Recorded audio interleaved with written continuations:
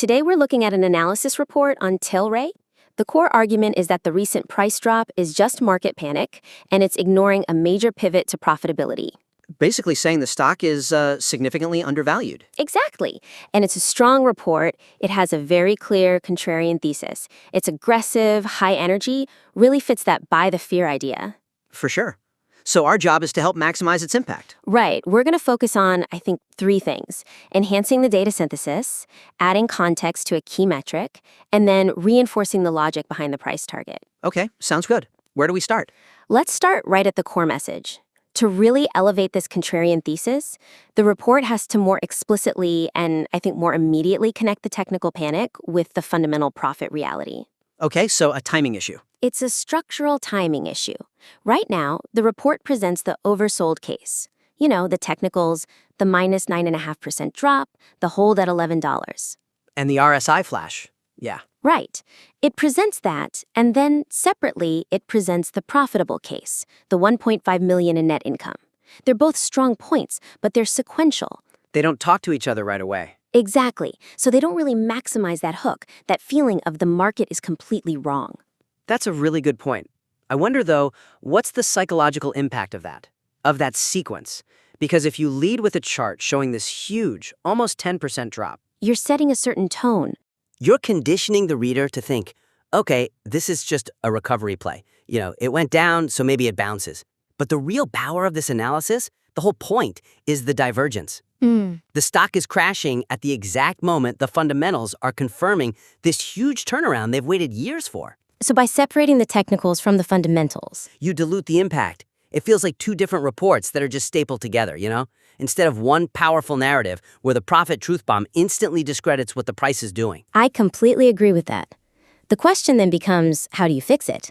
The weakness is a structural delay in the punchline. So the suggestion has to be structural. Yes, the suggestion is to place that fundamental profit truth bomb, the fact they just made $1.5 million, not as a later section, but as the immediate context for the technical crime scene. So you reframe the entire opening. You have to, if the thesis is, the market sold off because it forgot Tilray is now profitable, you have to deliver that fact almost instantly. The technicals then become proof of the market's irrationality, not just evidence of selling. Okay, I like that. So what would that actually look like? Can you give a few concrete examples? Sure. First, when the report talks about that panic drop in the $11 support level, Yeah. you immediately inject the net income figure right there. That hold at $11 is no longer just a technical bounce. It becomes the price where the smart money, the people who actually read the earnings, stepped in. I see. So you're anchoring the irrationality of the selling to a specific price point. Precisely. And second, instead of waiting 4 minutes to reveal the financials, just reframe the whole intro. State it outright. Something like, the market sold off 10% because it forgot one thing. Tilray just made $1.5 million. That's powerful. It immediately frames the chart as evidence of, investor error, not just a pattern. Yes. And then finally, you use the oversold RSI check as the setup. The positive net income is the reason why the RSI dipping below 30 is a historic opportunity. It's not just oversold, which happens all the time. It's oversold despite being profitable. That's the hook. And that really delivers the high-energy argument from the very first second. Okay, that makes sense. And if you nail that, you force everyone to look much closer at that profit number itself. Which brings us directly to our second point. The report has to increase the perceived significance and, I think, the quality of that $1.5 million net income by anchoring it inside the company's new diversified structure. Right, because right now, as I see it, the 1.5 million is positioned as the golden metric, the thing that proves the haters wrong. It is the golden metric, but there's a problem.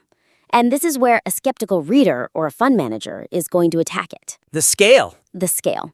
You've got record revenue of $210 million, and then you announce a profit of just $1.5 million. That's a tiny margin, less than 1%. That makes sense. And a skeptic could easily argue that it's what? A fluke? A one-time accounting trick? It's too small to matter. Exactly. If the report doesn't get ahead of that high-energy tone could backfire. It's crucial the reader understands this isn't just about a small positive number. It's about the massive strategic shift it represents. The market's been treating this stock like a cash incinerator for years. For years. So achieving any profit is a huge qualitative pivot. It means the cash burn is stopped. The operations are not self-sustaining. And the report does mention the source of that stability, the craft beer and alcohol business. It mentions it, but it needs to be front and center.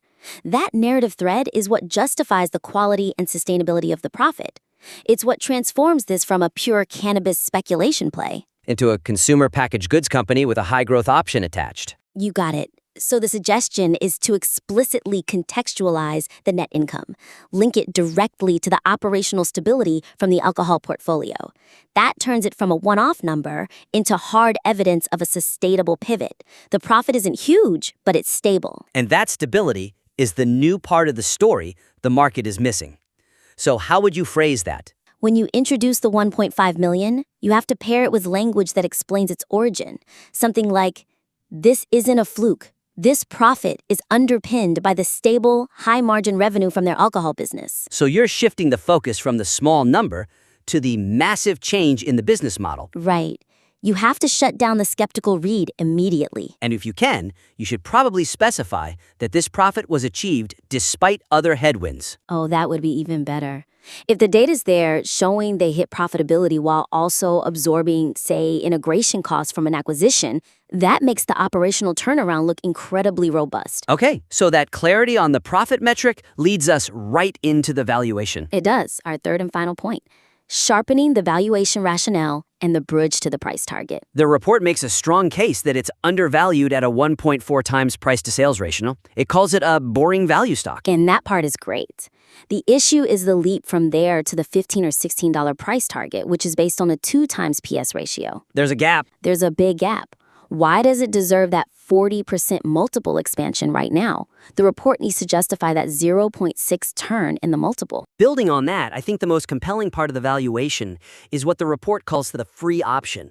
You know, the U.S. cannabis legalization upside. Yes. That idea is doing all the heavy lifting for the price target, but it feels like a bonus, not part of the core math. It needs to be integrated directly into the PS calculation itself. Exactly. That free option concept should be the core driver justifying the move from 1.4 to 2 times PS.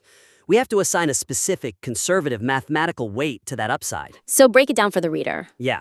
If 1.4 times sales is the price you pay for the stable alcohol and international cannabis business, the CPG core that's now profitable, then the remaining 0.6 should be explicitly valued as the market's starting to, minimally price in that growth upside. Right, so the suggestion is to define that 2 times PS ratio not just as fair, but as the minimum valuation that includes the CPG assets, plus a non-speculative value for the U.S. optionality. It turns the target from just optimism into a structural necessity. How would you frame that in the analysis? I'd use a comparison. You could say something like, look, if the stable, profitable alcohol business alone justifies a 1.7 times PS, which is still low for a CPG company, then buying at 1.4 is already a bargain. So the stable assets alone are worth more than the current price? That's the argument. And then you add, moving to 2 times PS means the market is only assigning a meager 0.3 times PS premium for the massive, game-changing U.S. legalization potential. That's incredibly persuasive. It makes the target feel conservative, actually. It's not about hype, it's about the market correcting a blatant mispricing where this huge option is valued at practically zero. Exactly. And you have to show the math. Use the 1.26 billion market cap, the 850 to 900 million in revenue. Show how you get to 1.4, and then show the modest premium being paid for the immense upside. That maximizes conviction.